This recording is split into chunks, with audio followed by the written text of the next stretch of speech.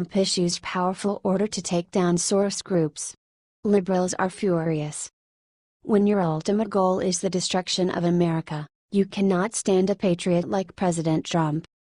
ProPublica, a George Soros-backed media organization, is in a panic after President Trump appointed Lee Francis Cisna to run United States Citizenship and Immigration Services, USCIS, via Dennis Michael Lynch. The far-left media organization is attacking President Trump for enforcing existing immigration laws and appointing the first person with experience in immigration policy to head the USCIS. ProPublica is also expressing outrage over the order issued by President Trump, which instructs Immigration and Customs Enforcement, ICE, agents to do their jobs. In particular, the media group is troubled by an order issued by Matthew Albanese, the head of Enforcement and Removal Operations Division, instructing his 5,700 deportation officers to deport illegal immigrants. The memo reads, effective immediately, ERO officers will take enforcement action against all removable aliens encountered in the course of their duties. ProPublica is troubled that ICE is going beyond the original order issued by President Trump tasking immigration officials with rooting out criminal aliens. While illegal aliens with criminal records should be ICE's first priority, it is important to note that all illegal aliens have violated the law.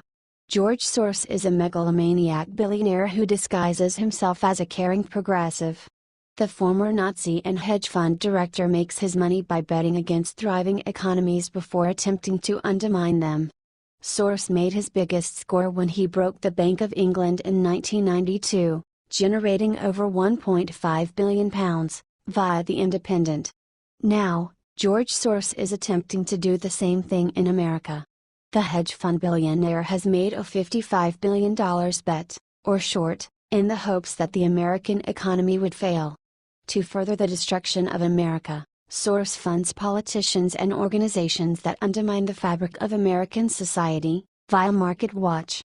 This is why he spent over $10 million financing the Hillary Clinton election campaign and other anti-American propaganda networks like ProPublica.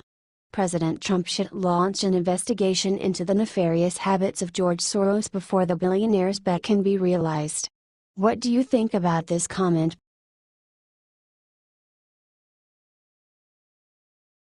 WikiLeaks exposes it was Hillary who met secretly with a foreign ambassador. So with all this infinite talk of fake Trump-Russia conspiracy theories, how ironic is it that there is smoking gun proof that it was the Hillary campaign that secretly met with a foreign government official pre-election? WikiLeaks has exposed that a private, off-the-record meeting was set up with the Clinton campaign and Chinese ambassador Qi. So while Don Jr. met with a Russian lawyer that was not working for the Russian government at the time, Hillary met with a Chinese ambassador who was. So how come these Democrats and media pundits who are foolishly calling Don Jr.'s meeting treason are not calling Hillary names 1000x worse? Hypocrites.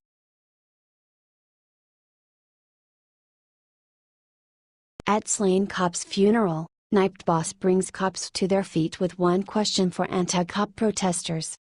During the funeral for slain NIPT officer Mayazotis Familia on Tuesday, NIPT Commissioner James O'Neill delivered an emotional eulogy to a captivated audience and challenged anti-cop protesters. Familia, a single mother of 3, was assassinated by a deranged gunman, who shot her while she filled out paperwork in a police truck. So where were the demonstrations for this single mom, who cared for her elderly mother and her own 3 children? O'Neill asked, receiving a standing ovation from those in attendance. The NIPT commissioner went on to say there is pain and sorrow over Familia's death, but there is no outrage. Because Mayazotis was wearing a uniform? Because it was her job? I simply do not accept that, he added. Mayazotis was targeted, ambushed, and assassinated. She wasn't even given a chance to defend herself. That should matter to every single person who can hear my voice in New York City and beyond. O'Neill then asked the public to make a commitment to support your police, to work with us because as long as there is evil, Americans will need the police. To the men and women of the NIPT who bravely put on that uniform every day, and they do, it takes courage, and to all those who have come before us, thank you for your dedication, your leadership, and your powerful example. He concluded.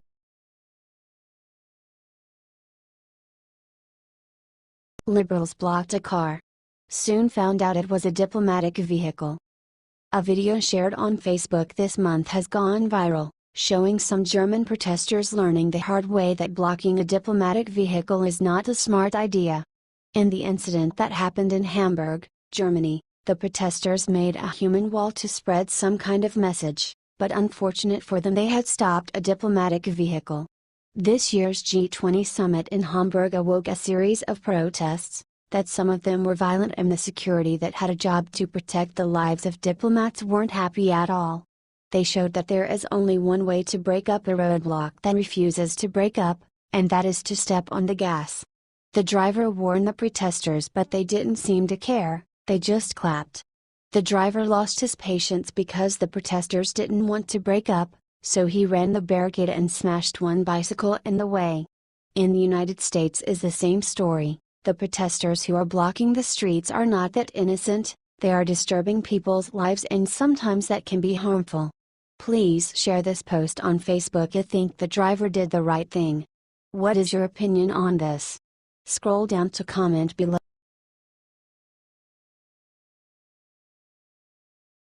Bill O'Reilly revealed the only thing Trump Jr. did wrong.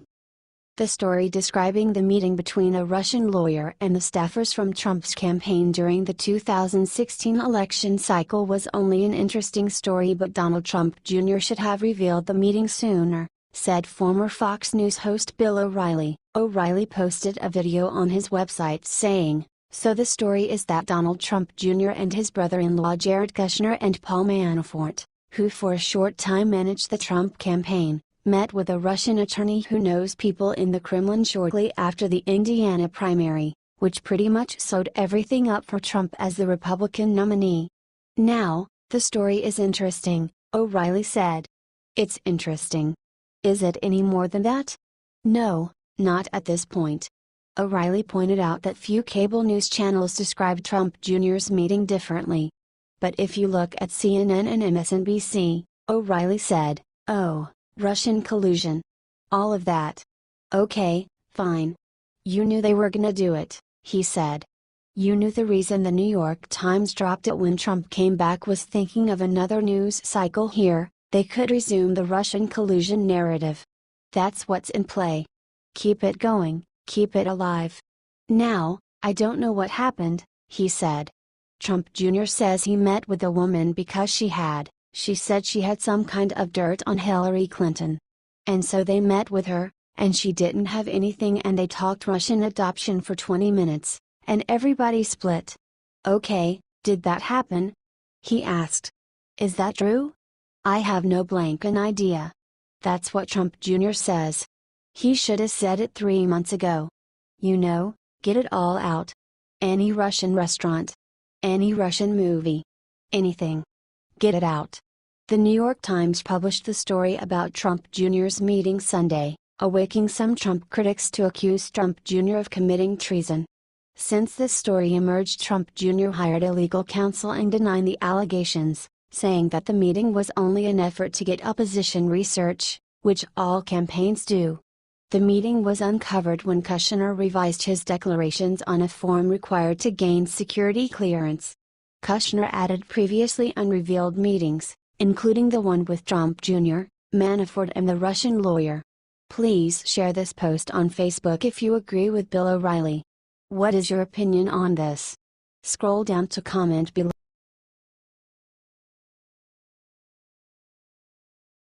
Guest calls CNN anchor fake news. Watch his reaction. CNN is falling apart. Literally. Pressure at the network is at a boiling point as scandal after scandal befalls them.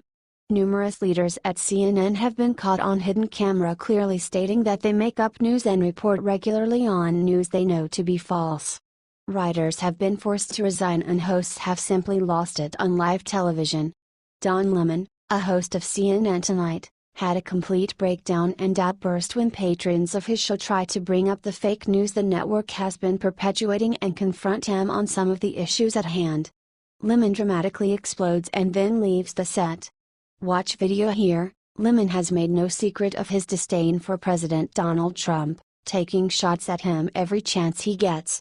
Lemon gets extremely frustrated when he can't get the guest on his show to agree with his point of view. However, in June, Lemon argued that liberals and progressives are the least tolerant and most easily offended when it comes to political correctness. Mediaite first reported that Lemon was addressing a rant against PC culture on college campuses that Jerry Seinfeld made. Lemon told listeners of Black America Web that people in America need to stop looking for reasons to be offended. The far-left liberal news host said, "After almost 25 years in the news business, you know who is the most easily offended and the least tolerant, liberals and progressive, because many of them don't really want to hear anyone else's opinion but their own," he continued. "Here's a tip: if you only agree with people who hold your same political affiliation or who are of your particular race, gender or ethnicity, you are part of the political correctness run amok problem. You are actually thwarting progress instead of advancing